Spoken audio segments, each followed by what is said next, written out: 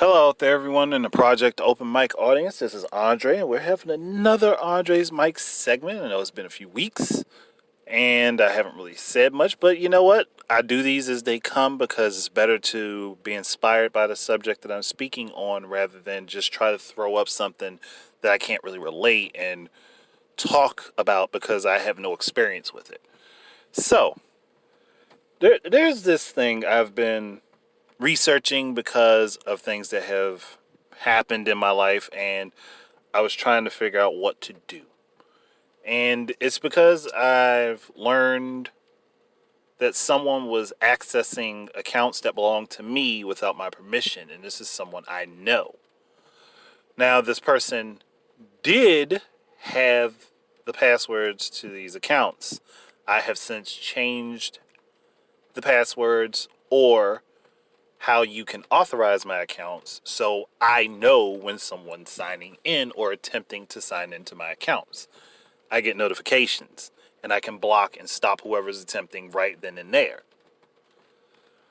But in finding that out, I also found out that in recent years, like in the last maybe 5 or 6 years, it's actually become illegal and it is a felony offense to go into someone's accounts without their permission and to access their information without permission. And you do run the risk of I believe it's like what, $3,000 to $5,000 fine, maybe per charge of this. So I have, again, I've discovered that someone was doing this, and I haven't gone after this person because I rather leave them to be peaceful. I just don't want them involving themselves in my personal doings. I don't want them messing around with my accounts, editing my information, going through my emails, and messing with my stuff because they have no right to do so. It's not theirs to tamper with. It's mine. I don't go into their accounts, and actually I'm pretty sure they've changed their passwords by now to make sure that I have no access to their accounts. So the fact that they would do that and then still, go through my stuff, that's quite a bit shady. And statute of limitations on this, I've checked. Because it was recent, I have at least another 4.5 years that I could press charges for this. And I also found out that this person was doing it from their job, which means that I could potentially sue their employer because they were doing this on their company's time. And their company was not monitoring the situation and preventing it from happening because I tracked the IP address back to their job. Yeah, you can do that. Because Facebook and Twitter and Google and many other companies, especially if you have location services on, will log the IP address that you're logging in from. So, yeah, I have a very life-ruining weapon in my hand if I really wanted to attempt to do that. But I'm more of a person of peace. I don't like to cause people harm. I don't like to hurt people. Even when someone has wronged me, I really don't want to hurt people. It's just not how I'm built. Now, if you push me to a point, I will, say, screw it. That's out the window now. You've gone too far. I'm going to use what I have. Even though this isn't the only thing I have against this person, I have a crap ton more things. And those things would show a very malicious intent toward causing me harm. I really don't want to have to do that because, again, it's just not who I am. But I'm doing this. I've been collecting this information to protect myself if something happens and they would like to say I've been trying to be malicious and trying to cause them harm, where everything that I have proves pretty much the exact opposite. That's why I've been collecting and keeping record of things that have been going on. And it's something I wish I didn't have to do, but I know it would be very naive not to. Because this was someone who I was close to, and I considered them someone very important to me. And when they betrayed me, it crushed me. It really did crush me. Like, and it wasn't like it was a betrayal that it wasn't like they just disagreed with me on something. I was portrayed to be something I wasn't. And again, it was like, I was blocked from being able to communicate that. I was blocked from having a say so against the things that they were saying about me. That's what hurt me. It wasn't even that they said what they said. It was that they said it and they made sure that I couldn't see it. Unfortunately for them, someone else did see it and informed me. And even showed it to me, screen capped it and sent it to me. Like, that's what hurt me. That was what destroyed me.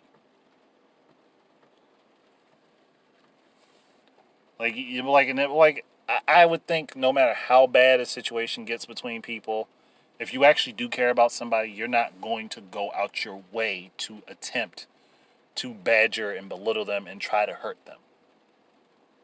Even if you're trying to hide it from them, you wouldn't go out your way to do that. Like, there are people that I don't like. And yeah, I might not like how they are as people, or I might not like certain things that they do, but I don't go out my way to try to cause them harm. I leave them alone. I do my best to leave them alone. I don't sit down and particularly pick apart their personalities or pick apart things about them or turn situations into something that it isn't. It's just not me. Like, but to see somebody that you see somebody you were close to, like you considered this person important, they were a friend at one point in your life, and you come to see that they just like said, basically, you're worthless in so many ways. It does take its toll on you. It hurts a lot. I mean, I've recovered from that, and that's what made me wise enough to say, you know what, I'm not going to let this happen again. And I'm going to keep track of any interactions that we may have, just in case. Just in case. Because if things hit the fan, I need something to protect myself with. And that's, as bad as it sounds, that's probably how a lot of people should approach these situations. If you've come across something like that, like, and this person has completely destroyed your trust in them, if you are to have any interaction, getting tongue-tied. If you are to have any interaction with them, your best bet is if there's anything written, whether it's text messages, emails, or whatever, you keep a log of it. Keep a log of it. Keep it set aside. Make sure nothing happens with it. Don't tamper with it. Keep it completely as is. So that when it comes down to it, you can prove you can prove your side of things. Because trust me, there are so many people with victim complexes that are highly believable and will have tons of people white knighting for them, male and female. And because you may not have been argumentative, you may not have been combative, you may not have been aggressive about your innocence or about them being wrong, they're automatically going to be believed. Now, me, personally, I don't care for people who don't know me having negative opinions of me because I don't know them. So, to me, their opinions mean dirt.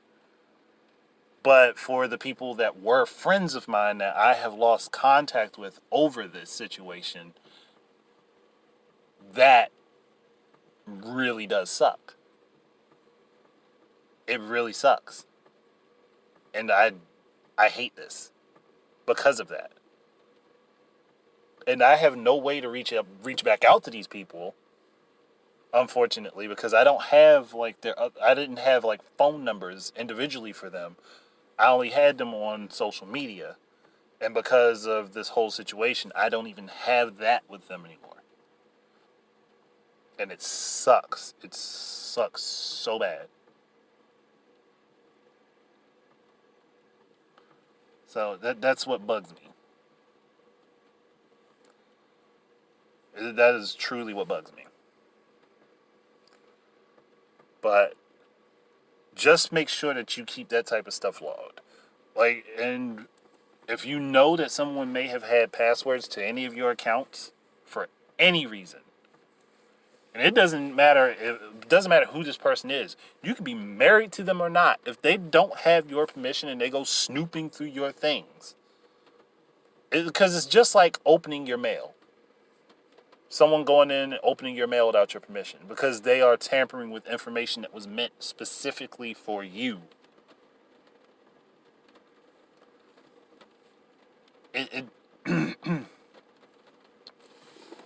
Just keep in mind that people can be vicious.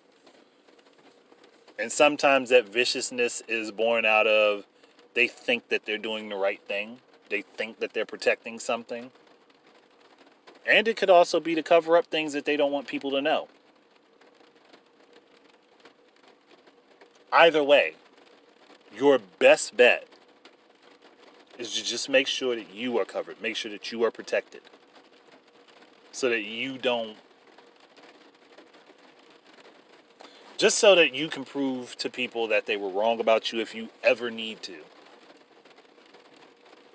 My path, I'm choosing not to destroy the other person.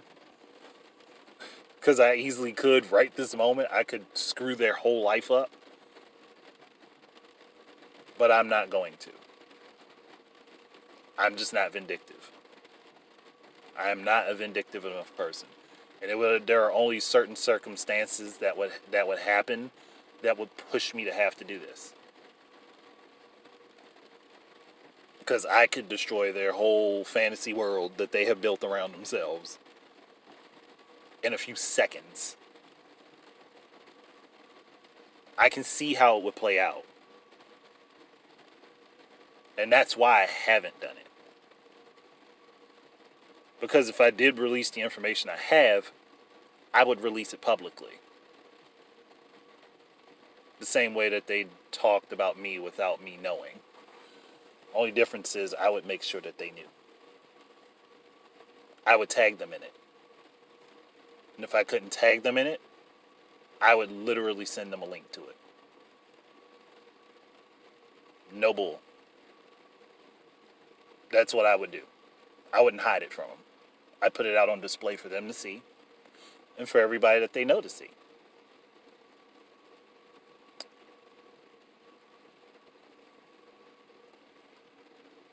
And that would bring up a lot of questions. A crap ton of questions.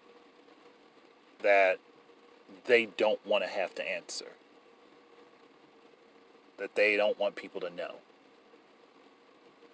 Things that they're afraid of people finding out because it would instantly change many people's opinions of them. And this I know full well. But in doing this, I also know it would hurt me. It would hurt me because I don't want to do it. And then on top of that, it would be telling people a lot of things I didn't want people to know. So that's also another thing that's on my mind about it. So if I was forced to do this, it would definitely be a kamikaze attack. It would be complete obliteration for them and for myself. It would prove everything I needed to prove, but it would also damage me in the long run. And it would also damage other people that I'm very close to, which is why I don't want to do it. I know this is like having the keys to a nuke. For me. That's what it is. It's eradicating someone else's life and leaving them in the dumps the way I was left.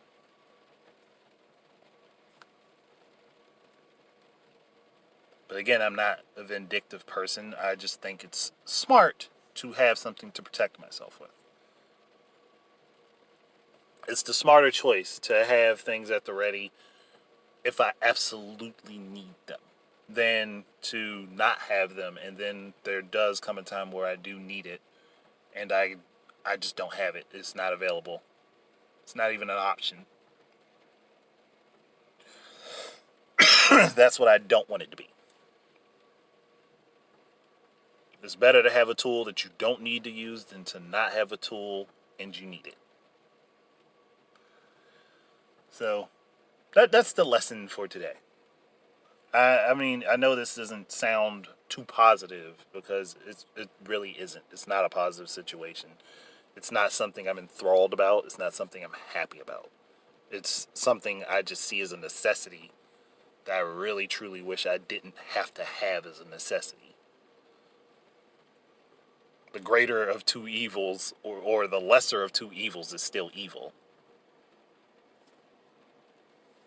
It doesn't make a difference. The lesser of two evils is still evil, no matter how you look at it.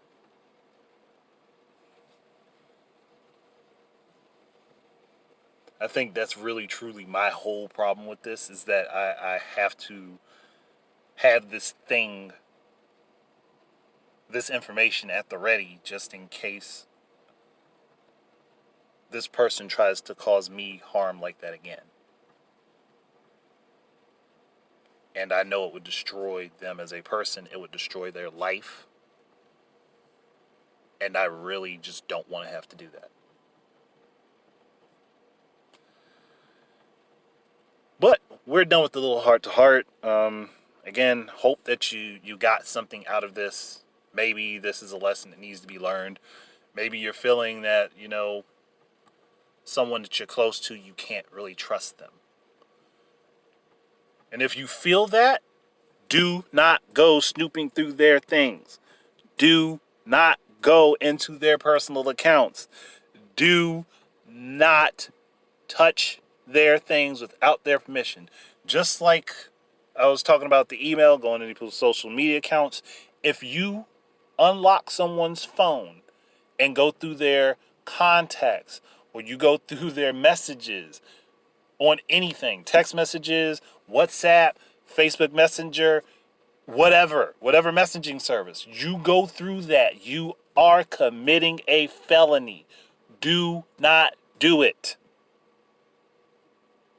Because you are putting yourself in a position that you could possibly do jail time and a hefty fine. Don't do it. If you're feeling yourself not trusting them, it's better to confront them directly. And if you have to do it through text messages, which is probably the safest way to do it, because then you can keep record of it, do so. Do not start recording them without permission unless you know for sure that the state that you are in only requires one-party consent for recording. Because you will not be able to use it in court if you need to. And if you were to release it in public, you could be sued for it. So again, just putting that stuff out there. Don't want somebody to go do something crazy and then get themselves in a worse position than they currently were.